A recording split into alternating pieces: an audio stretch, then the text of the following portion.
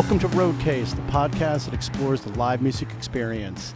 Thanks for joining us. I'm your host, Josh Rosenberg, and I'll be taking you on a journey through in-depth interviews with performers and key people in the industry to explore the magic of live music, how it can be totally transformative for both fans and performers, and we'll look at how they take it all out on the road. It's going to be a great ride, so here we go.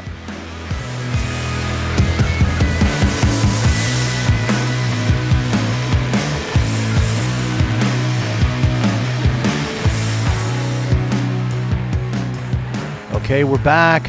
Welcome to Roadcase, everyone. This is Josh Rosenberg, your host. Thanks for joining me for this episode, and we got tons more to come, and this one's a great one. Thanks to everyone that's been supporting Roadcase. If you're out there, thank you for getting in touch, emailing, for your support on Patreon, and I'll just throw out a reminder that, you can email me at info@roadcasepod.com, or you can get in touch with us through the social medias at Roadcase Pod. We also have a YouTube channel, Roadcase Podcast, oddly enough. That's the title of it. And you can support us on Patreon. And the cool thing about Patreon is that you'll get little tidbits on the podcast, pictures, descriptions, etc. for being part of that community. And we'll also have some exclusive content that will only be available on Patreon, hence the word exclusive. And you can find us on patreon.com/roadcasepod. And you can subscribe to this podcast on your favorite listening platform. And when you're there, please rate and review this podcast and leave comments. If you tell me how you feel, let people know out there how you feel about this. And thanks for those who've done that already. Really appreciate it. So this week, I'm really happy to have with me my friend Matthew Paige of DeeOhGee, the band formerly known as Blackfoot Gypsies. I really love Matthew. He's an amazing performer, and he is out there on the road like 200 shows a year for the past many years. He's a road veteran who grew up in Washington State and spent a little time in Portland, drove a large and massive and slow school bus across the country to get his butt to Nashville to be in Music City so that he could play music, listen to music, meet people, start a band. It's an inspiring story. He began the band Blackfoot Gypsies, put them together quite a few years ago, back in, I think, around 2012. And now, with the name change of DeeOhGee, they're really excited to kick off 2021 with a new single, appropriately named New Way of Life.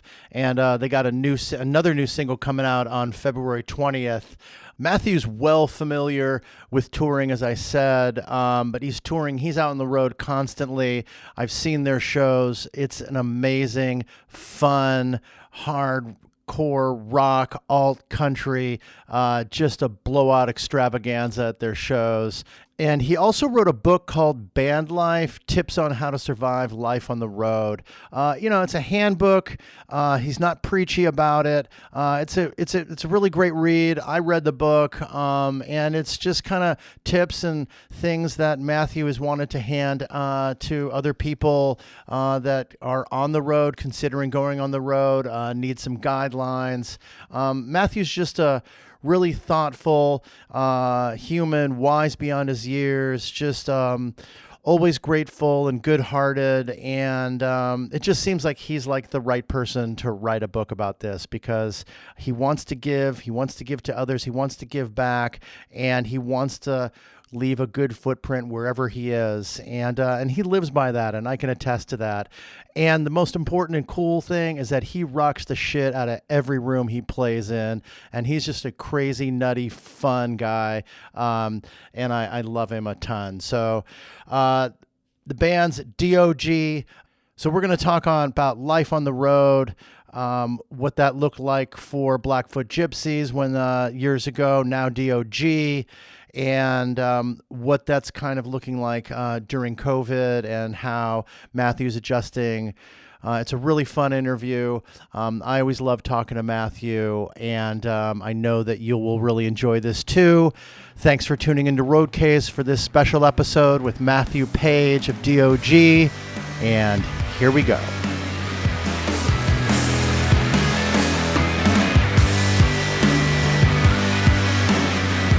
Starting fresh. Okay, starting fresh. All that great stuff. Okay, I'm going to try to do that again. Do it. Josh! Matthew, how are Hi. you, man? It's great to man. see you. It's been a long time. Yeah. Wow. Oh, man. It's so great to see Looks you like again. you've grown some And hair. I'm, you know, if you're not going to go and get your hair cut, this might as well be the time. So, yeah. And the beard. Yeah. Or buy a hat. Get a hat. I need a hat. Oh, my God. Oh. Okay, we should have snapped a shot of you with this. Okay, for those of you that are not on here, you're lucky that you cannot see Matthew with this crazy amount of overgrowth that he's got that he's covering up with one of his famous hats. Yeah, So, well, you know. Anyway. Okay. Anyway, it's great to see you, man. It's great to see you. Thanks so much for being here on Roadcase. And congratulations on the podcast. You're really rolling with this. Thanks so much. I really appreciate it. Yeah, I'm excited. I'm excited about it. I'm excited to have you here. And I mean, you and I have talked many times in the past, and I can't wait to catch up with you and see what's going on. So, yes. Blackfoot Gypsies is now DeeOhGee. That is right. New chapter, new day. Exciting. So, why'd you change the name? Well, we'd gone through a metamorphosis as a band, sort of, as far as band members and whatnot, and we had to settle, and it felt like a good time to change the name. Plus, the name was rubbing people the wrong way unintentionally. For us, I initially came up with the name when I was 19 and inexperienced in the world, and words change, and they mean different things in different places, and we have been going more places, and I don't want to be insulting anybody with my band name or anything I'm affiliated with. That's not my jam. That's not what I want to do. So we were like, for years we've been wanting to change the name, and one tour kind of leads to another thing, and you're booked on this as this name, and so we had a contract to fulfill with a record company and blah blah blah. One thing just kind of led to another, as far as like, well, this is not a good time to change the name. Here comes the pandemic. Great time. Our entire career has been canceled or put on hold for the foreseeable future. Right. And so we're like, well, this is it. Here we go. This is the time. This is perfect. Yeah. I mean, clearly there's like a logistic situation. You start to work with a tour, and then they put out Blackfoot Gypsies on a poster. You're like, we want to change. They're like, no. Right. And right. Perpetually. And like, if you get a big gig, then it's like, well, okay. So we felt trapped in it for a long time, and people who were nice enough to us just looked past it and understood us, which was nice. But now we've always wanted to be a household name. We want to be able to be accessible to anyone and everyone for the music that we create. Yeah. Not the name we carry around, which, I mean, it is part of it. But when we were coming up with the name, we kept circling around something dog. We were so on dog. And then I think Dylan threw it. He did this with his hands, left to right, DeeOhGee. I'm like, yeah, that sounds right. And it's better than the name dog. Right. I was thinking, like, there aren't a lot of bands with the name dog, but which is a good thing, right? Right. I was trying to think, like, okay, yeah, it's original for sure. And then, like, are you ever mad when you see a dog? I know I'm not usually mad when I see a dog. No. I remember when we last talked, you were like, "It's the most beautiful thing in the world is a DeeOhGee." And then we got creative with the spelling, DeeOhGee. It's symmetrical. It's beautiful. What a word! It's a great word. It looks good. It sounds good. And I like that people have been pronouncing it differently. Some people are like DeeOhGee. Or DeeOhGee. I personally like the silent G method. It's myself. Very, very evocative for sure. Well, that's great. And you've got you've got a new single out, and you've been in the studio. with the new album. You want to talk about that a little bit? Like, Yeah, yeah, how's that we all recorded the going? And album. I love the new single. Good, thank you. I'm glad you like it. Yeah, We yeah, love it too. yeah. That's why we've been so patient on waiting to release it, because we've recorded it Christmas time in 2018. It's been done since then. Wow. Yeah. Yeah, wow. Uh, um, uh-huh. That's a long So time ago. That's a long time ago. Is that kind of like an ordinary time? That seems like a long time to like have something just it waiting to is. be released. It is. Well, I mean, it's all relative. Some people wait 20 years to put out something, but we Yeah, were yeah, yeah. uh, trying to get away from our last record label and the whole deal, and that took time, and a lot of things needed to be separated, and that took time. So again, and then you want to see if a record label wants to come work with you, and that requires talking, meeting, sending, asking, time. And so we find ourselves 2 years later going, forget it, we're going to release it ourselves. And we did, and the response has been amazing so far. And we've gotten more Spotify plays, more video views, more people are sharing it. We announced that we're self-releasing, and that we're like, hey, fans, friends, anybody, we're doing this ourselves, so it's up to you to spread it. And we made that clear, and people ran with it and have been really helpful. So the past 10 years of gathering friends and fans as Blackfoot Gypsies has now like fresh leaf. We changed the name. All the bigots of our group left. They couldn't stand the name change or the reasons why. So that Were was there a great. actually people like that, or are you Oh joking? yeah. Oh, we lost thousands of fans. Thousands On of numbers. fans because of the name Blackfoot Gypsies, or fans because you changed it? Because the change. No, explain that to me, because like I just like, you guys want to change your name, that's fine. It's the same I guys, think same music. some fans we had gathered up through the biker rallies and crazy redneck picnics we've played over the years. Yeah. No judgment, but varying views are within everybody. So we changed it, and it was at a time of people being extremely, or not extreme, well, being sensitive and being aware of words and culture. And the Dixie Chicks had just changed their name. Lady Antebellum was doing a terrible job of changing their name. It was just it was the right time for us, and that just also happened to be going on as well. So when we did it, some people saw us as being weak or stupid for being sensitive to people, and our fans and culture and Right. that sort of thing. So when hardcore redneck dudes saw us change our name because we're like, hey, we don't really want to offend anyone with our band name anymore, so we're going to stop doing that.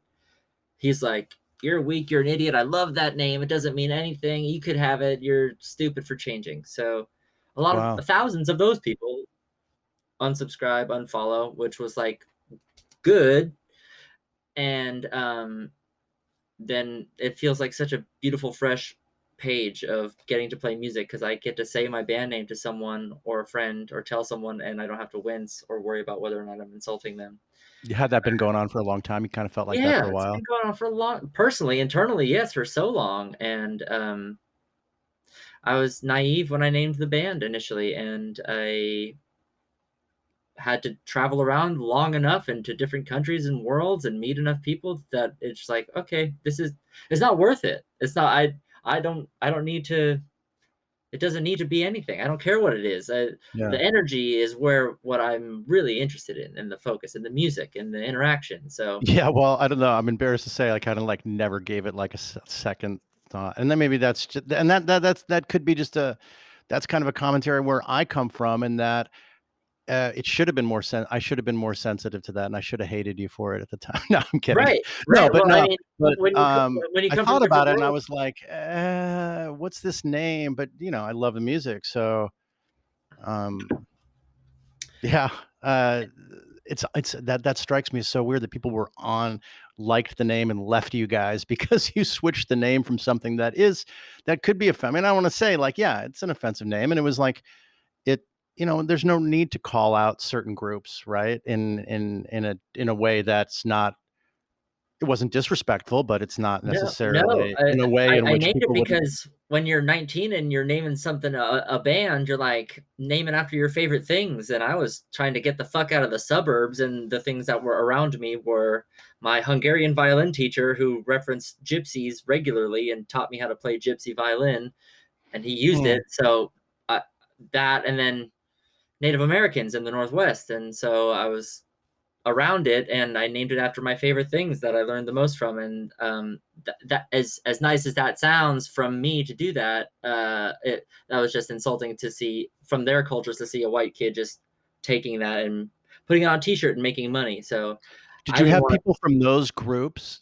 Did you ever get communication from them saying that they found it offensive? And did that ever happen? There was some on both sides, yes. Of both cultures. Yeah, uh, yeah, yeah, yeah. of both cultures, there were some that said, "You guys are awesome. That's awesome. Keep going." And there was some that are saying, "You're just hurting our culture. Why are you doing this? Please stop." Right. So, and that's what everybody says. Like, well, I'm part this, and I don't find it offensive, and I'm part this, and I do. So, I was like, I just want to get the fuck out of this. I don't want this to be an issue ever again, ever, ever, ever, ever. That was not the intention, and good lord, that's not what I'm here to do. Yeah, yeah. So it was so wonderful to get to do this, and now people are liking us for our music. And the name doesn't. It's magic. It's magic because it doesn't mean anything. Yeah, you're spelling out the word dog, and people can put that together, and you get to dog eventually. But this word does. It's empty. We get to fill it with us Yeah, now. right. Mhm. So that's cool to me. Yeah, that's cool. Well, you mentioned a little bit about the background and how you grew up in the Northwest. I know you grew up in Portland, and your story is so interesting that you decided you wanted to come to Nashville. You were like, New York or LA, not for me. I want to come to Hmm. Nashville. I want to come Yeah. to Music City. And you drove a yellow school bus It across. used to be yellow, and I was like Soviet gray. That's how I bought it. Yeah. The guy, he bought it from an Episcopal school, and it was a 78, 76 school bus. And so it was kept in great condition its whole life until they didn't need Hmm. it anymore. And so I bought this I traded my band van for this school bus, put bunk beds in it, got it all ready to go. We were going to go on tour. That band, Love Trucker, there's Yes. some deep cuts for you. There you Uh, go. I'm gonna look that up. fell apart days before our tour was supposed to happen, and so I just went anyway, and then found out Nashville was my place to be. Yeah. How long did that take you again to like drive across the country in that thing? You were like Uh, 55 miles an hour yeah, it tops. only goes 55, and no air conditioning or heating. So when it's cold, it's cold, and when it's hot, it's hot. Yeah. Um, yeah, it took me about, I don't know, 5 or 6 days, which would take a car 3. Right. What'd you So do with the bus when you ended up in Nashville? I parked it in the front driveway of the house I rented. Yeah, just And like then they that were like, became an issue. oh, thanks. The new tenant's here." Yeah, hi. Yeah. Uh, but Just then I spitting and sputtering and this but then black times got smoke. hard, and then I had to live in it for about a year Oh, in a man. backyard, 2 years, in a friend's backyard, and then another friend's backyard. Um, and that was cold and hot and poor and lonesome and Yeah. pretty depressing, Yeah, actually, but really. really fun because I mean, you're cooking all your food on a Coleman stove. I'm running all of my one plug. You get one extension cord from the house. Uh, Wow. but yeah, that was a great bus. And then when I got a house, I couldn't afford to insure and afford the maintenance to like have it be street legal. So the cops got on my butt about that. So I had to give it away because I couldn't afford to just have it sitting there. I was still very poor. Yeah, wow. But Yeah. during so so how long before you started how long had you been in Nashville when you started to live in this bus? Uh, about a year and a half, Wow. two, God. two, And two were you years. playing music that time? What were you doing to Starting the just keep band. I you were got here start and I pretty much started the band when I got here. I was like, I moved here in December '09, Mm-hmm. and the band had a name, was going by February 10. Wow. So you were playing gigs and living back there and just trying to make ends meet. Yeah. Wow. Wow. Yeah, but the Do you? bus really saved my life, and, yeah, it's in our music video, "Don't Know About You," and Yeah, that's yeah, yeah. that bus. Right. Is that the And I one where made you're a playing? That's the one where you're playing in the park. Yeah. Right. Yeah, Right. yeah, So how does that shape how you operate today, in music? Like, what kind of effect is it? Long term effect has that beginning had on you? I'm really prepared to work and do everything. Mm-hmm. Um, I guess you kinda have a dream as a young band person that, like, you get to a point where someone just kind of takes care of everything for you, and you just get to show up and play your guitar and get hailed and leave. Like, you're just not involved with the bullshit. You just float above it. And maybe one day that's true. I'm sure Keith Richards has very little bullshit he has to deal with on a day-to-day basis on tour now. Yeah.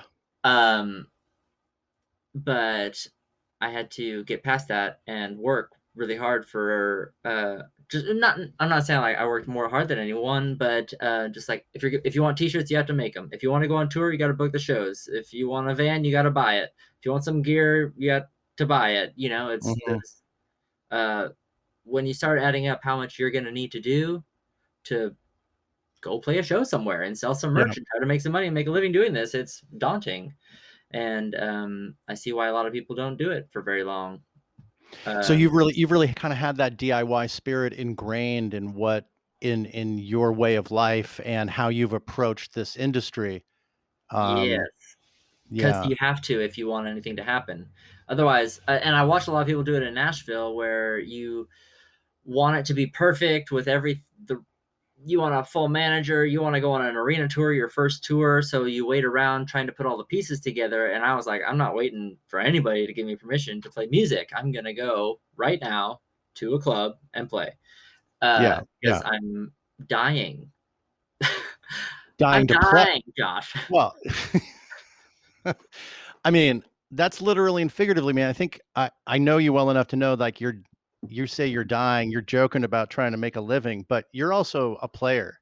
Well, I mean, You as in play. running out You of want time and running out of life. Like I yes, need to go play right now because but uh, you love to play. You're not playing because you yeah, have to. You're not yeah, playing because you yeah. have to. I love the whole thing now, and I've done a bunch of, which is kind of cool because I'm getting like trained in the world that I'm going towards. Like I was doing a bunch of pre-COVID, I was doing uh trade shows and all these things, setting up in ballrooms where you're setting up truss, you're setting up lights, I'm unloading trucks. I know every step. Oh, I know really? every step from the semi truck to setting up the lights to setting up the video to setting up the stage, Mhm. all of that to playing the fucking instrument and writing the songs. So when we get to arena tour time, when the dude's unloading the truck, I know exactly what he's doing and I know Right. exactly what's happening. Yeah, yeah, So yeah. I feel lucky that I've been able to touch and learn all of these parts that are real, you know? Yeah, yeah. That's been a common theme in people that I've talked to in the live music industry is that especially with tour managers that are kind of overseeing the entire process and the organization that whether they come from a sound engineering background or a lighting background, they've just steeped themselves as they've come up in different aspects of the business so that when you ask someone to do something, you can actually do it yourself, or push comes to shove, you do it yourself. But to know that you can also reasonably get upset with someone when they don't do it right if you know why they didn't do it right and what the fuck was should have been done, right? Mhm. You're shaking your head very emphatically with wide eyes. Yeah. You're like, yeah, Oh, I mean, I think when you ask the guy, the top people, Gene Simmons or someone, I think he knows every piece of that moving machine. I really think he does, and I think we have this idea that they don't, and I think they're great because they do and they care, and I want to care. And I don't know. what's been one example of that where that's kind of come into play that strikes you? Um,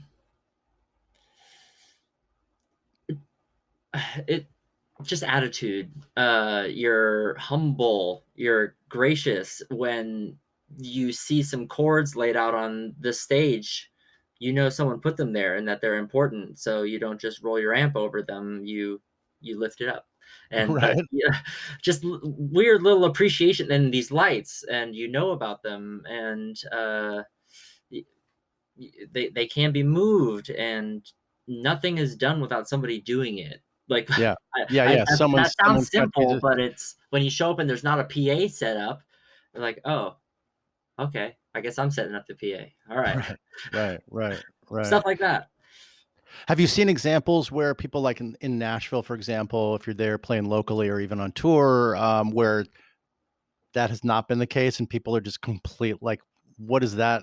What does that look like, and how does it affect the whole program when there's people that don't respect what others are doing and such? Like, I mean, clearly that's a negative impact, but like, how Mhm. does that strike you?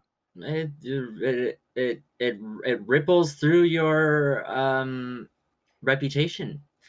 Mm-hmm. Oh, that band was here last week, and god damn it, fuck them.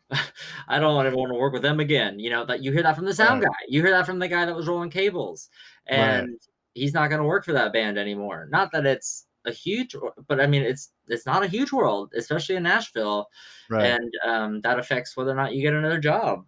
Yeah, Uh, I think, and I haven't mentioned, I mean, you wrote this really great book, Bad Life, right? Which yeah, documents the touring experience from an artist's standpoint and pre-COVID touring. pre-COVID touring, right? Well, when we talk about touring life, yeah, clearly It may be a relic one day. it ain't post-COVID yet, unfortunately, but we're getting there. True, true. Um, I think what struck me besides the just deep and uh the deep DIY philosophy with it was just your attitude of, you put a footprint on the earth, first of all, you're here and you're not the first one to be here and you won't be the last. So like make it good and be cool to people. And also just on the micro level with touring and being in venues, and being a band that you want to come back to Yeah, venues and you want to be known as a band that someone wants to work with, be cool to people. And I remember, you were talking about the sound guy. The sound guy's always going to make you sound good. So it's like, that's just one angle. And you mentioned that about, well, when you talked about the PA, I kind of remembered that. So that's yeah. important, how you treat people. And I've seen you at venues and I've seen you at shows and I've seen how you operate with other people. And everyone's in a great mood because Matthew's in the room and you're cool to people and you're cracking up. You're cool to people and people respond to that. I think people respond to anything you put at them. If you walk in the room and you're all stern, you're not going to be getting a bunch of hugs and happy faces, you know? Yeah. Uh, so, yeah, your energy definitely gets reflected. Um, yeah, being cool to people, that's really important. And also, you have to be genuine about it. You can the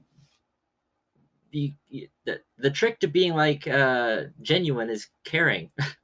Just like Yeah. when you ask Yeah. someone how they're doing, you care. Ask them. Do you think that You goes know, hand in hand? Does that go hand in hand long term with success? yeah, yeah. And that's the thing I was thinking of was this. It's the myth of all the rock and rollers doing, or country guys are worse than rock and rollers. But you think Motley Crue or something destroying hotel rooms and being jerks to people and pouring booze on strangers and just being wild and crazy and just being dicks, and that's never appealed to me. And you have to like get that out of your head. You have to debunk that myth for yourself, that's Yeah. not the way you need to operate. You don't have to operate Right. that way to do You don't have to be a dick to be a rock and roll right. Like, yeah, legend. if you're being a dick to be punk rock, you're doing punk wrong. Yeah. Right. Right. Punk rock's Uh, about being genuine and about playing music that you believe in at the yes, bottom, exactly. and doing things on your own in a way that happens to be unique because everyone is unique. So if you do things the way that you want to do things, that's going to be unique because that's only you, right? Right, right. And I think I don't know, movies or TVs or myths, whatever, convolute the rock and roll world and think you got to be a dick or hard, mean, or I don't know. But what Nashville's taught me is you can do anything. You can be anything. You can like anything. It doesn't have to be one type of music. Nashville taught me to like just good music. And so going around and like I feel so relieved because Portland was so cliquey, hardcore kids, punk rock kids. It was a clique, and if you didn't like that kind of music, you kind of weren't welcome. Right. So But you've told me before that you didn't used to have such a broad view of music. exactly, yes, and that's And I remember when you first met Zach, you told me he was the one, and Zach Murphy, who's the drummer for DeeOhGee, mhm. and your longtime friend and musical associate, if you will. 11 years. Yeah, right. You met him like right when you came to Nashville or something. You put an ad in Craigslist That's right. Yep, looking for a drummer, looking for a looking drummer. for a kick-ass double kick drummer I think it who was, does jujitsu and everything. the headline was, "Looking for Drum King." Yeah. Okay. um. Yeah. So.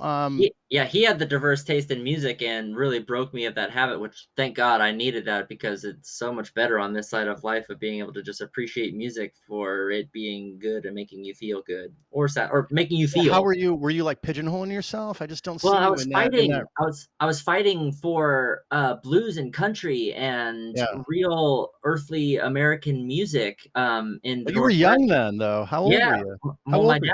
my dad was really into cool music, so he was Yeah. turning me on to Blind Willie McTell. But I was, all through my teens and whatnot, he's playing me Jerry Lee Lewis, Johnny Cash, Robert Johnson, Muddy Have you listened Waters. to the Dylan song "Blind Willie"? Isn't that on his new Oh album? yeah, oh yeah. Yeah, yeah, yeah, Yeah. yeah, yeah, yeah. That's My where I heard dad it. every birthday would So give me cool. here's Lead Belly, here's Right. Muddy Waters, and so Mm-hmm. I'm getting and all my friends are listening to terrible hardcore music of bands. MySpace was real big, so Yeah. the scene kids were a thing, and it was just like, no, I'm not having it. Y'all need to get hip to Willie Nelson because you're dumb. Well, I So mean, you were going down a great road. yeah, yeah, but I didn't need to be a dick about it, because I was fighting. I was fighting to like you guys don't get it. I don't know understand why this isn't making you feel the way I'm feeling. I don't Mm-hmm. I had one or two friends that was on that level with me. So Right, but I so then you got to Nashville and you met Zach. He was like a guy who was from Nashville, but he had mhm. very diverse musical taste, and that was how was that influential for you? That was so I mean, positive. what kind of like knocked you out of that being kind of insular into I love your musical taste, Mhm. but how did that change you? Because I've kind of been there too. It's like you're into your stuff, and then yeah, and it's great stuff, and everyone loves their own musical taste.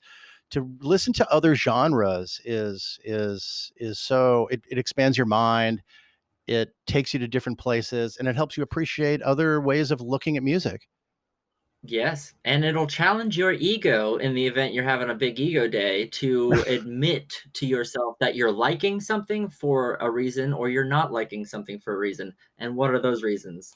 Interesting. And so, it was a growing up of myself. It was a maturing of, Hmm. um and I had to break down my own ego to Yeah. like why am I not liking this? Is it because I'm not liking the person or how they're dressed or how they're acting or Yeah. what Yeah. Interesting. am I trying to fight herd mentality? What is it? So I had to and with every scene comes a different range of dynamics. So Zach was just he would go to he was going to hip hop shows, hardcore shows, punk shows, rock and roll shows, every kind of show, and he was like, "Oh, this is cool. Check this out." And I'm like, "What? That's something that oh, okay." And everybody there at the shows was really cool. Nashville has Right. a great Right. attitude at shows Yeah. of being there for the music, and The usually universality of the live yeah, it performance also has the experience, man. business end of things where it's hoity and not awesome. But on the other extreme, Yeah. it's everyone is there for the right reasons and it's beautiful. And diverse walks of life, like different kinds of music here. But everyone's into music pretty much. So that How was did my that? space. Yeah. Yeah. I mean, and it wasn't like that in Portland. I was also Well, you were younger. I You're was much younger. underage. Yeah. Oh, right. I Right. didn't Right. Right. You I didn't played get in to, a bunch of bars because I was playing in a country band. My right. art teacher at my art high school had a country band and I joined his band. The school Well, didn't know about it, but on the weekends we were playing in honky tonks together. the school didn't know about it. That's funny that you even. Yeah. What would the school have said? I mean, like, that's not a big deal, It's right? probably against they were all, super liberal art school, Vancouver, Right, Washington right, right, right, people, so right. they probably wouldn't have been, like, too So it mad wasn't. about it. Yeah, it wasn't a diverse scene in Portland, and then what I was wondering is, you were introduced to different kinds of music. It was part of you growing up. It was part of, and which is hand in hand with you coming to Nashville. How does that change um your musical technique, and how did you approach your own playing, and how did the exposure to new types of music affect your playing?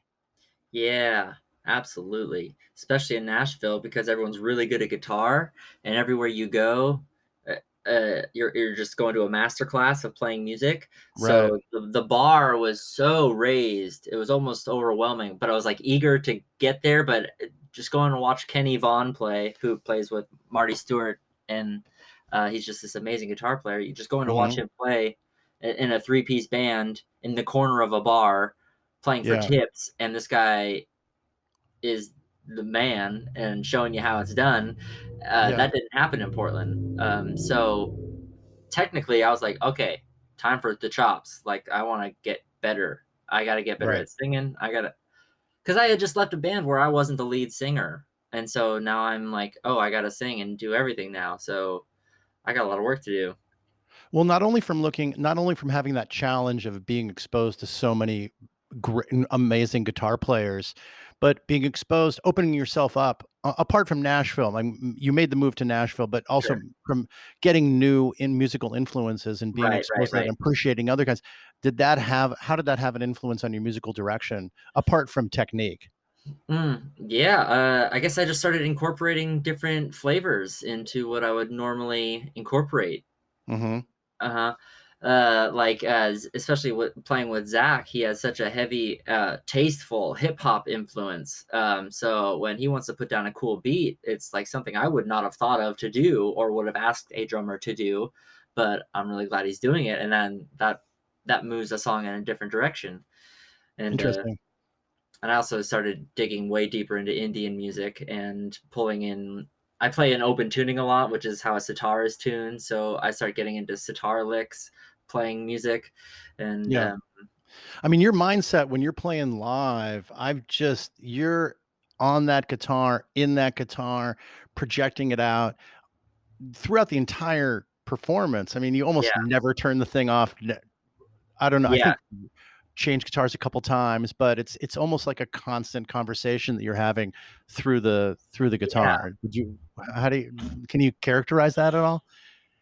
yeah. It's like I every once in a while I really remember a show, but most of the time I just black out and I'm just on, and Yeah. I have blips of it like later on that day, but it's like an adrenaline thing. Like when you get onto the stage, it's just like, okay, we're on, we're in. You're conscious, you're paying, you know what part of the song you're in, you know if someone's being a dick in the audience, you know if your amp is on fire, but there's an energy thing uh that happens that elevates, I don't know, but yeah, playing, and then we improvise with each other a lot, so Yeah, yeah. there's so much going on. You're the spinner, you're the mixer, so the audience is getting it, the musicians are getting it, Are it's you do you going. feel are you leading the process on stage for the I most feel like part? I feel like I'm the catalyst, Yeah, yeah, yeah. and I'm other just thinking people. about the way that Dylan plays is like he's playing bass guitar. I mean, when you say bass guitar, he's Yeah, playing bass guitar, yeah, he plays right? lead bass. He plays lead bass. That's it, right? Yeah, he totally plays lead bass. I love it, and I love how you guys just operate and move around each other. And Zach's just basically the Muppet animal back there. Right. But yeah, They're both so good. it's an utter conversation. But when you say that you almost black out and play, and you're feeding off everybody, and the energy in the room and such, how does the room size or different venues affect you? Because I've seen you in a number of different settings, and how does that, like, what is it different to play at a 1,000 seat hall versus playing at the Tonic Room in Chicago, or the place on, what's the place on the South Side? Hearts. Hearts. Shout out to Hearts. Outside. You're basically just part of the whole happening. Oh, there's a band over there. Yeah. Yeah, right. Yeah, we're just in the crowd. Yeah, I Right, mean, I right. love that, and it does change the dynamics. So when it's a big place, you got to be careful not to overextend yourself, because you think bigger, you want to go bigger, and you're gonna want to jump higher, you want to scream louder, you're gonna go over here more, which is good if you're ready. Right. But most of the time we're doing like opening slots there, so you got 30 minutes or so. So that's a short Yeah. amount of time, so you can usually just go hard. But if you were going to be out there for 2 hours, you got to pick and choose. You have to be strategic because it's a huge stage and it's a huge audience, and I have to play guitar and sing and breathe, and that takes a lot of energy. So Pacing is what you're saying is important. yeah, I totally overextended myself, and by the third song, I'm like, okay. Oh, that's what that. Oh, that's what that was. Yeah. yeah, that's what that is. Which I mean, Right. then But isn't the you gotta different look at, so what you're saying is when you're in a larger venue, and I've seen you play at Thalia Hall. Oh, you were opening. It's you're not as close to the audience, but you kind of get a little more hyped up, is what I'm hearing you, because it's a bigger stage, it's a bigger thing. yeah. Is that what you're saying? Yeah. So, and I'm still figuring it out because I haven't. We have played quite a few big places, but we haven't played for like as long as we want to. Like we're gonna do 2 or 3 hour shows when we get into it, and I just haven't been on that big of a stage for that long. Yeah. So I will definitely pace myself, and but the audience, well, like when I said on the Catalyst, it's not only just the energy, but it's the movements. It's people do what they see. So if you're moving your head like this, they're gonna do that too. If you put your hands up, they're gonna put their hands up. I don't know why, but that's what happens. So if you want to get them moving, it's like you have to move too. Yeah, interesting. So you got to keep that in mind. But it depends on the audience, depends on the place. I love playing at Hearts or small in the room places because little movements go a really long way. As far as, Right. because Right. it's tight, you're right there. Yeah, the energy, you're right there. I've been like and you put it out there too, and people respond. Yeah, and being you can't be too cool. I've found that's a way to break down the wall of being like, okay, everyone can just have fun and be who you are, and smiling and being a dork, like what I do most of the time on the stage, is breaks down like, oh, he's being dumb, so I can do Yeah, it. and people have I'm a not great gonna time. be, Yeah, yeah, people have a great time because of that. They love how you guys dress, and they love your crazy fucking hats on stage. The white one. Hopefully you're not retiring that one because of oh yeah, COVID. The oh white never, furry hat. never Come have. on, That's man. That's a signature, yeah, dude. yeah. It encourages people to let their guard down and just enjoy themselves, And for those who haven't which I seen feel. you guys, like the badge, is that a badger or a wolverine, or what's the suit? What's the animal suit? Is that I going to become think a it's a dog suit now? Because I've sloth. seen it's what? It's a We need. sloth. I think it's a sloth.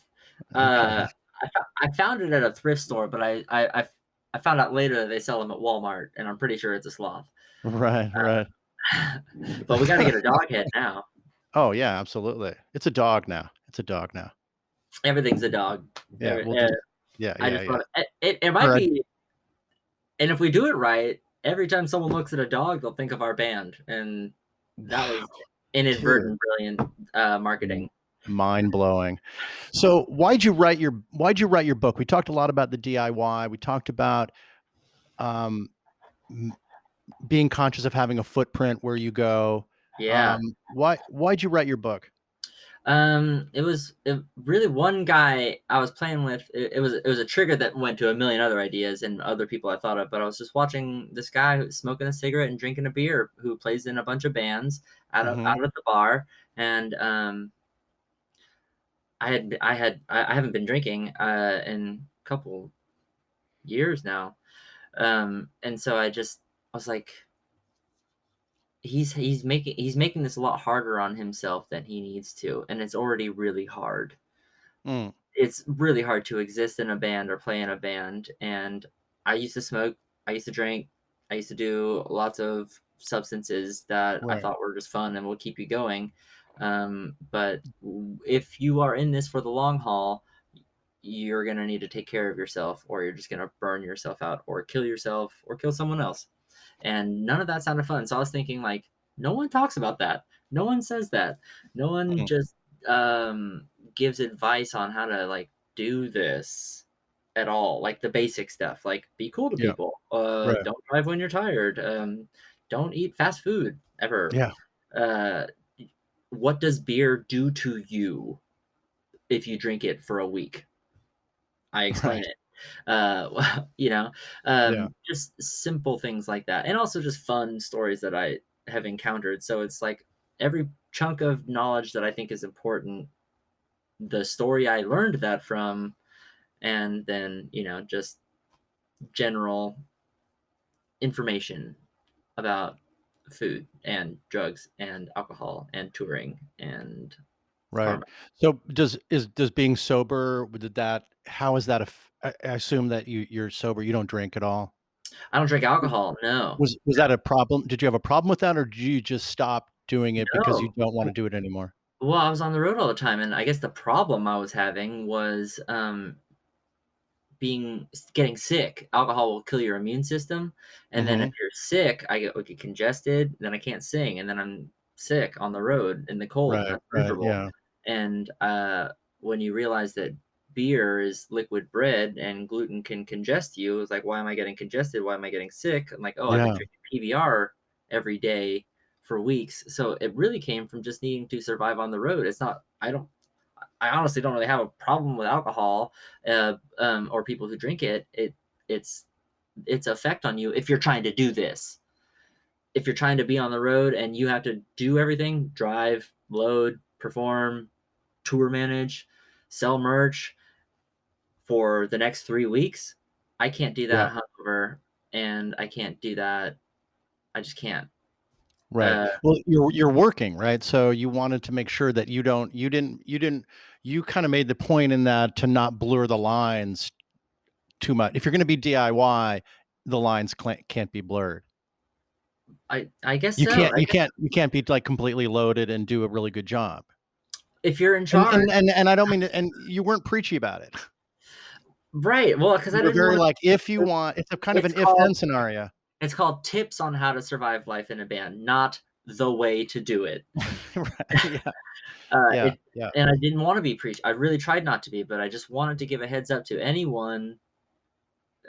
I guess all the experience I've had is in 10 years of touring and trying to do this, so it's like a decade. So anyone from 16, 17 thinking that maybe I wanna do this, like, here's a heads up. You might think I'm full of shit, but give it a try, and mhm, you'll find out. So, I and oh, also, Kitchen Confidential, Anthony Bourdain's book. He yeah. wrote a book. It was his first Mhm, yeah, book, yeah, yeah, yeah, um, I've got it, yeah, that he wrote for his kitchen friends. And he thought, like, my other kitchen friends will get a kick out of this, and that'll be that. And so I yeah, kinda took that mentality as well of, like, "I'm gonna write this for my band friends," and I know 50-year-old musicians who are still drinking Lime-A-Ritas and smoking Marlboro Lights. And like, yo, you can change. If you're wanting to do this, you're killing yourself. And yeah, yeah, my family has diabetes. They had dementia. It's like I've seen a lot of unfortunate medical things go down. My dad died a terrible, uncomfortable death. ugh, sorry. And so all of that, led up to like, oh fuck, man, no one's talking about just taking care of yourself, playing music. So I'll do that. I'll give a heads up. I'll be the guy in the band that says you don't have to drink or you don't have to smoke to be a rock and roll guy. Right, Because a lot of right. dudes get a leather jacket and tight pants and boots, start smoking and being that guy, and they're doing it because it's the uniform. It's the thing. It's the activity that comes with the uniform, and I wanted to break that.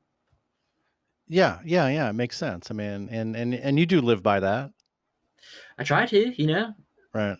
Uh, So well, in the absence of touring though, what has been your kind of mindset these days? I mean, how have you gotten through this personally? It's been personally, it's been really great in a lot of ways because I've been on the road trying to chase something for the past 10 years, 11 years. And this has been the first time where I don't have to. And I don't feel bad for not trying to chase success or the next thing for the band. This was a really great break mentally, Yeah. physically. Hmm. We got to rebrand, we got to reorient the ship, and it's really been beautiful. Obviously everyone getting sick and dying is terrible, but as far as I needed a break, and I think we're going to go much further if we have a balanced life and we don't burn ourselves out. Right. And so how have you balanced that with getting in front of your fans? And well, first, what do you miss about that? Do you miss, let's say, Oh do you God, miss that? yeah. I'll be back on tour as soon as I can. Yeah. Absolutely. And because playing, I don't, live music is for life. It's not for the internet. Um, I There's magic in live music that live streaming, which we have been doing plenty of in this absent time, it doesn't do. So Hmm. uh, we've been doing and it's been really great because we've been doing acoustic live streams where it's just like we pick all of our favorite whatever acoustic folky songs and we've been playing them. We call them flat fests because I make pancakes, and we just play our favorite songs. We're doing one this upcoming Sunday, and Yeah. You it's do that through your shown. like, you do that through your Facebook channel? Yeah, and it's shown that we do other stuff, that we're not just this one-dimensional band that we knew, but no one else really knew that we knew how to That play you're the one that fiddle. you knew that you were one dimensional? Yeah, like, maybe they just knew that we were a rock and roll band. They didn't know that we knew how to play, like, bluegrass and stuff, and we're into that. Uh, Yeah. I've seen a couple of them. You guys sit in your kitchen and play music. Are you actually making pancakes during that thing? yeah, there's Not the pancakes one on the I was. table. On the table. Oh, I'm you've. not I make them beforehand Oh, because okay. it's All right. Because I was gonna that's say, like, to play guitar and make pancakes at the same time, that would be pretty cool. that's a tough That's a multitask, but true yeah. flap Yeah, fest. exactly. So you're missing being out there. How are you coping with that? Um it's what my latest, not my latest, but the one that's got me through is that one day at a time, Yeah. one day at a time, and that's what's been getting me through. Because that's all I could look at without freaking myself out. Right. So personally, that's how I've had to get through the day. And also looking forward to the Flat Fest have been keeping us going, and just having a lot to look forward to as far as rebranding and doing everything new has been like, okay, we have something to look forward to. And a lot of people have reached out and said thank you for just keeping going. That has helped us as well as far as looking forward to something and enjoying some music, and getting to see other people even through a computer. Yeah. They've been I feel like we've helped people out and they've helped us out. People have been really generous as far as tipping us and like, Uh-huh. thank you. So Yeah. that's felt like we're in the right direction. Have you been working another job? I've been making hats. I started making hats in March. So it's Yeah. almost a year that I've been making hats. It's crazy. Yeah. How's that Uh, going? it's been going great, dude. I have a crazy waiting list of people that want hats. Seriously? Yeah. Wow. Yeah. Through how you're selling them through through Facebook? Instagram. That's it. Oh, really? Oh, That's that's great. it. Yeah. I You didn't know it was gotta do something. I didn't know it was gonna work. Because Zach went and got a job at Home Depot stocking shelves right away. Mhm. Dylan had to. He was working. He's working now at a garden center, so we all had Mhm. to figure out something to do. But I was like, all right, I'll just make some hats as a side hustle and see if that works. And then next thing I know, I got 60 hats on a waiting list, and like, oh, okay, all right, I got a job now. Cool. Yeah, right, right. So between that and some of our live streams, um, I've that's how I've been staying alive. Yeah, yeah, well, that's good that you're creative and artistic and, like, are willing to put it out there, you know? Right? It's like it's either that or go get a job for the man. And I was I looking mean, at a I pile don't. of fabric. No offense, I don't see a stacking shelves at Home Depot. Maybe at a garden store, I can kind of more see that a little bit. Uh-huh. But so, I've, so what? So how is it? Has it changed? I mean, has COVID changed your outlook on your own music and where you're going? And let's talk about the new album a little bit. yeah. We're really the thing about the new name is that we're really intentional. What do With you mean by that? with um with our decisions to either work with a label or independently release, or with every photo, with every video, with every song release, with everything. We're Mm. incredibly intentional because now we have this much experience. We're getting offers from labels that we would have said yes to 5 years ago, and now we're like, no. So you self-released this. You're self-releasing this new album. Yeah, yeah, Hmm. and that depends. I mean, we're gonna release another single in February, probably on February 20th, I believe is Right. the date. And we just released one called "New Way of Life" on New Year's Day, is when it came out. And a lot of people came out of the woodwork after they heard the first song, saying, "What you doing? You want some help?" And we're like, "What are you gonna do?" So, with that business experience that we've now acquired, we're being really deliberate with our, Yeah. I don't know, business. Hmm. Um, so we're just gonna release some singles and videos and build up our, because we had to start fresh, new Spotify, like new pretty much everything. Right. So build it all up, which is fun because you get to make videos and write a lot. And Yeah, it's kind of like it's a fresh beginning almost for you, yeah, right? yeah, we get to, I mean, like I said, we get to fill this all up now, and with all the things that we like to do and who we are, and we don't have to be embarrassed about it, which is incredibly freeing and wonderful. yeah, yeah. So summer and on is looking like shows are going to happen. So we're going to be coming up to Chicago soon. Oh, cool. We have a gig in Wisconsin, Oh, um, when is that? August. August. That's good enough. August, I believe. I don't. Yeah, cool. I'm not sure the dates have been announced publicly, so Oh, I'm well, not you got to hit. Well, let's see what's happening, man. What are you hearing from your people, and what you're seeing, and what are your Oh, thoughts on we also shows? just got a new booking agency, Mint Booking Agency. So they're now taking the reins as far as gathering shows for Oh, us, cool, and cool. so they're on the cutting edge of how the world is doing as far as booking shows. Yeah. And but Did you used to they self were book? Did you used to book your own tours when you guys were like a couple of years ago, right? a couple years ago we were with Paradigm, which is great. They're huge and great, and they got us great shows opening with Margot and Tyler Childers and Blues Traveler, Buddy Guy, Dwight Yoakam, Sheryl Crow, Mm. The Darkness. That was all because of Paradigm. Oh, these are all bands that you've opened for. Yeah, yeah, Yeah. because Paradigm, they're all in house, and they're Uh-huh. like, "Hey, want one of our bands to open for you guys?" And they're Oh, like, "Oh, yeah, that's cool. cool." So that was So like back in 2018-ish timeframe. And yeah, that's yeah, when you did like the we were with Margot them thing. for about 4 years or so, Yeah. How was something that like with that. doing with Margot? I'm a huge fan. Was she cool? Was that fun? Oh, well, we've known Margot since back in the day, so it was like seeing Just it from was, Nashville, from yeah, hanging out and stuff. when it Yeah. was, Buffalo Clover. I didn't name my Oh, band Buffalo, so I wanted Buffalo in my band name, but there was already a band in town called Buffalo Clover, so I was like, "Well, oh, that's can't do like that." That's Margot's first band. That's correct, yes, With and, the same crew, some of the same guys. some of them, yeah, Uh-huh. not all of them, but some of them, yes. Right. And Right. so Margot and I used to get coffee and just talk about shit being hard. Yeah. And uh, um, and her and I are, I love her so much because it was Yeah. like I She's know the what best, she man. went through, and I know I watched it, and I watched her get it, and it's just so awesome. She's like Oh, my spirit animal. We have the same initials, w that's right. It actually never put that together. Yeah, that's true. MRP, even That the middle one. no shit. Yeah, Wow, that's deep, man. yeah. Yeah, and I know she loves us, and Yeah, she does.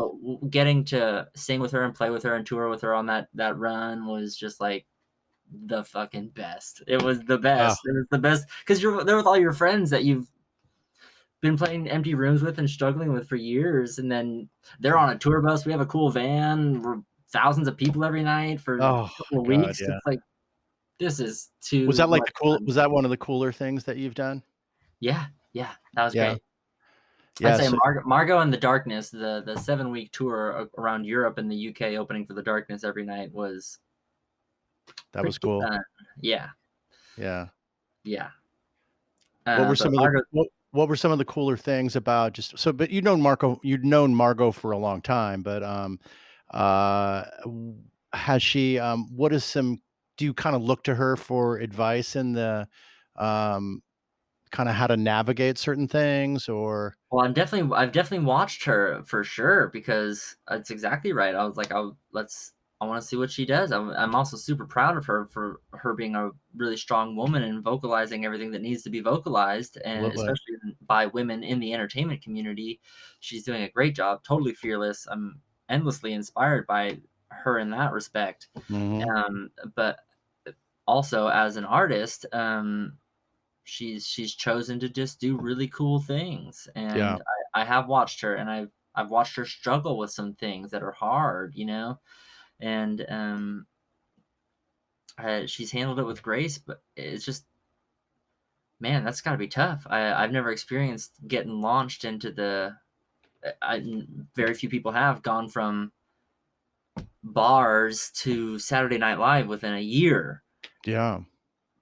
So getting that launch must be just something incredible, and I was just watching her, just like in awe, just seeing how she did it, and I think she did a great job. She's still doing a great job, and now she's like established, and she can do what she wants.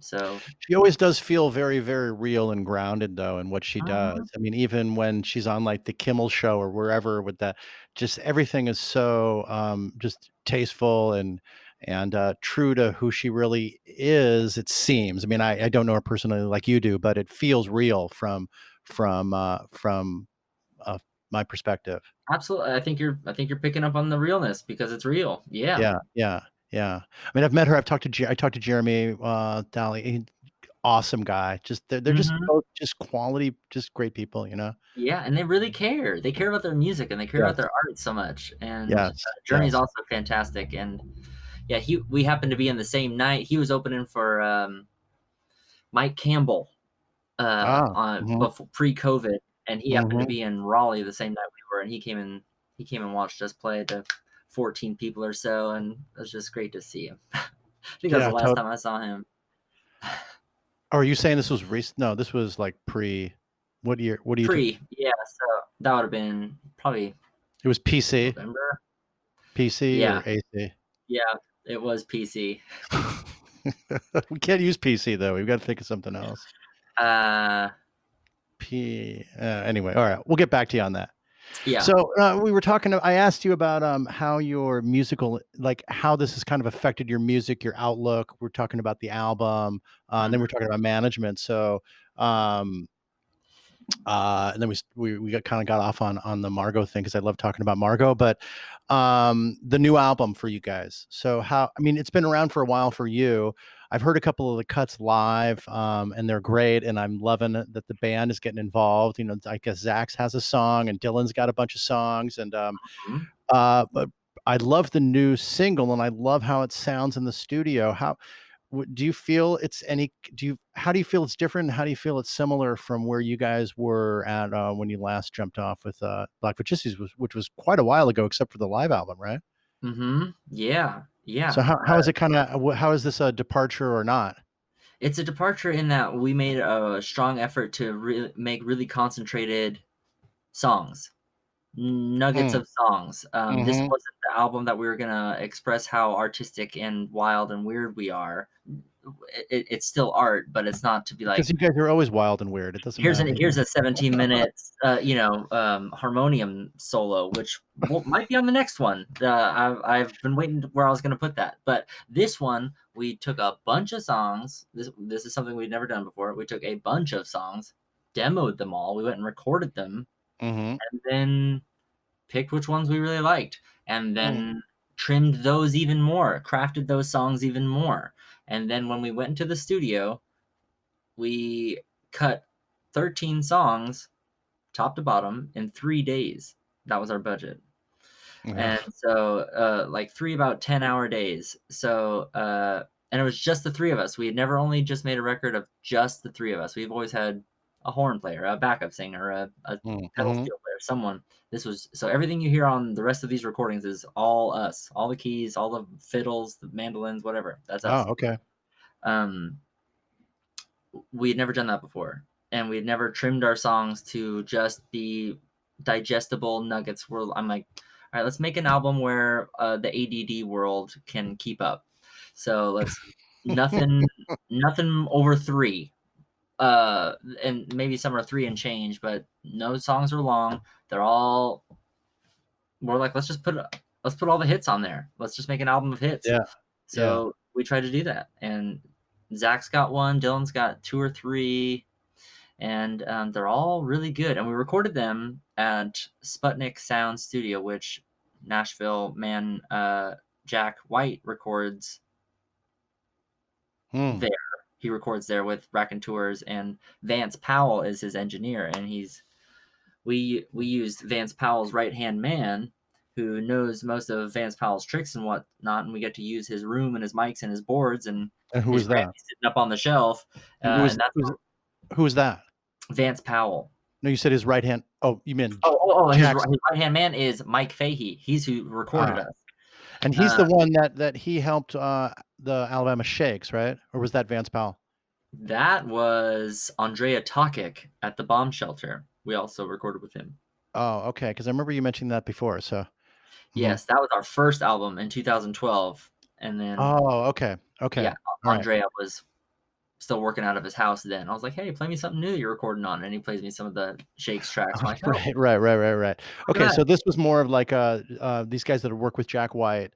Yeah, I love the production on it, man. But did you ever feel like you were kind of boxed in with your own rules when you were saying, okay, nothing's going to be over 3 minutes? And are you seriously nothing's over 3 minutes on this album? I mean, maybe 3:10. Yeah, I mean, so roughly. Dylan has a story song called Truck Driving Song, and I think that one might be about 4 minutes. But all of this, 10 out of the 13 are 3 and under, I'd say. And no, we're like, we're gonna we call it trimming the fat. All right, let's we could take let's trim that. And so it wasn't bad trimming. It was like, we're making this concentrated delivery of this song. And were you consciously thinking like this will give us a launching pad when we're live, or are you also thinking like you're gonna kind of make it more compact when you're performing these? Have you been thinking about that at all? We jam all of our songs. We pretty much jam we made them the short album version because the live version is going to be 8 minutes. So it's like, all right, here we go. We'll get them the structure, but people coming to see us play, they either know or they'll figure out that we're going to be jamming. Oh yeah. You figure that out pretty much after the first song. Yeah. Oh, it's this show. Okay. Yeah. And I also right on. This had never been a case where we have been playing these songs for 2 years live, and now people are anticipating the record. That had never really happened. We had like put out the music and then like went and played those songs, and we've never. So people have heard these songs a bunch, and they've heard different live versions. They have their own version in their head, and now we get to deliver something that they get to, is like, here it is. So that's cool that people are like anticipating these songs that aren't recorded yet. So have you been playing these in your doing the kitchen shows? A couple of them, yeah. Yeah, totally. Because some people, I ask people for requests, like, what do you want to hear? And some of them will say one of them, because they're on YouTube or they're on people's phones. People recorded them on their phones, so they've been listening to these songs. Right. I watched one guy record every new song that we played when we did one quarantine show, and when we played an old song, he'd put his phone down. And I'm like, all right, cool. But when we played like a quarantine show, like somewhere like a socially distant thing, we did one show. Socially distant Oh, and show. so you noticed this guy was like putting on, whenever it was a new song, he's like, this guy's, that's Yeah, cool, man. That's a fucking good fan, right? yeah, yeah, yeah. So he's bootlegging the new cuts. Yeah, right. You're like, I see you. I know what you're doing. I was flattered. So Yeah, I was yeah, like, yeah, yeah. um, so I think it's they're excited. People are excited to get these songs to where they can actually just listen to them. Yeah, that's awesome, man. I'm really excited for it. So I think And our what, plan is going to be just some singles for a few months and then drop the LP, hopefully in summertime. right. So Okay. every month we're going to have another single and a video. Are you going to do it on the, so you'll release it streaming, and do you have plans of doing like a pre-order of vinyl or? Probably so. Yep. Yeah. Yep. We're going to see what evolves of the next few singles, because when we released the first one, people started paying attention again. So I feel like once we do the next 2 or 3, we're going to see where we're sitting before we sign anything or join anybody's label or anything. Yeah. And that's experience speaking right there. Right. Why? What? How have you been burned by that in the past? You just jump in like, oh, we love you, cool, let's do business, boo boo boo. Oh, don't worry about it, we'll worry about money later, blah blah blah. Oh, Yeah. we're 40K in the hole, and we didn't keep track of anything. So Right. You were very circumspect about that in the book. we want Like in no uncertain terms were you like very you were very cautious, let's say. yeah. But that's from being not cautious and doing a dumb deal that seemed all cool and fun up front, and they're gonna get 25% of our next record, and that's Right. part of that. That bite continues to bite. Yeah, yeah, yeah. Well, this is great. It's been great talking to you, man. But I'm so looking forward to seeing you for when you get back on the road. I mean, I'm just obviously the show stoppage has been hard on everybody, and you're such a hardcore performer, and I know you love being in front of everybody and just rocking the house, man. Rocking is so fun. I love it. Like, but don't worry, we've been training. I've been doing push-ups every day. Yeah, bullshit. Zach has been those spindly arms. You probably, there's like, what's your what? I do 20 every day. You can call bullshit. Okay, all right. With the elbows in, yoga slow, and then you raise a leg each push-up. Nice. Do 20 of those. All right, I'll do it. I've been doing those since October. Yeah, and you got the sprinter. You got the sprinter still. The sprinter's out there. Still got this. Ready It's to hit the road. You can't afford the sprinter. Oh, but yeah, our van is almost. Our van's ready. Our instruments are ready. Right on, right on. Oh, I'm so excited. Yeah, like a mini bus. I've been inside that thing, man. But it's not bad, right? No, it's cool. It's cool. Yeah. No, that was a total step up for sure. But we're gonna be bus touring in less than 2 years. I'm projecting that. Let's say that again. Bus tour in 2 years. I'm going to be bus touring in a bus in less than 2 years. Yes. Yes. So I hope you guys do that, because I'll be there. You will. Get on the bus. Right. Get on the bus, Josh. I'm on the bus, man. I'm on the bus in my mind, and I'm on the bus with you guys too. So I love you, Matthew. Thanks a lot for being here, brother. Love you too, Josh. Thanks for having me, and congrats again on the Roadcase success. Thanks, man. It's going great. I love doing this, and I love chatting with you. So thanks for being here, man. Cheers. Cheers. Yeah. Cheers. All right.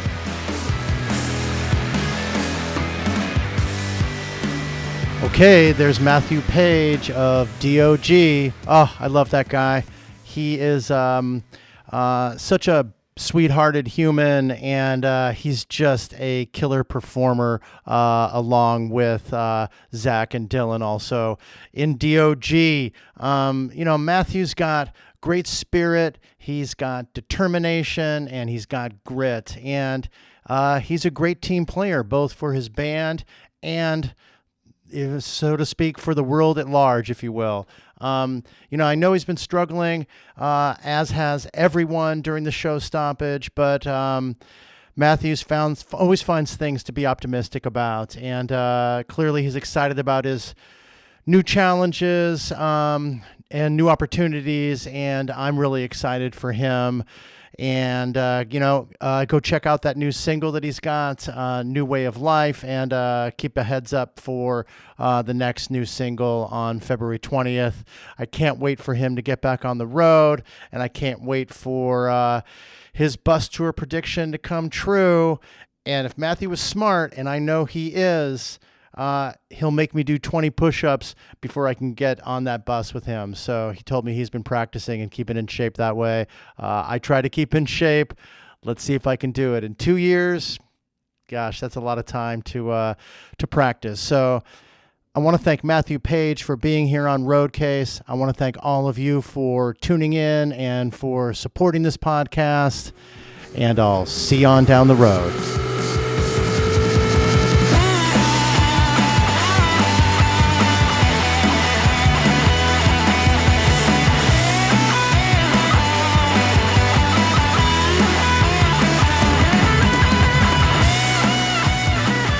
Thanks again so much for listening, and I'd like to encourage everyone to get involved with Roadcase. You can do so in a number of different ways. You can email me at info@roadcasepod.com with questions, comments, and even suggestions for guests.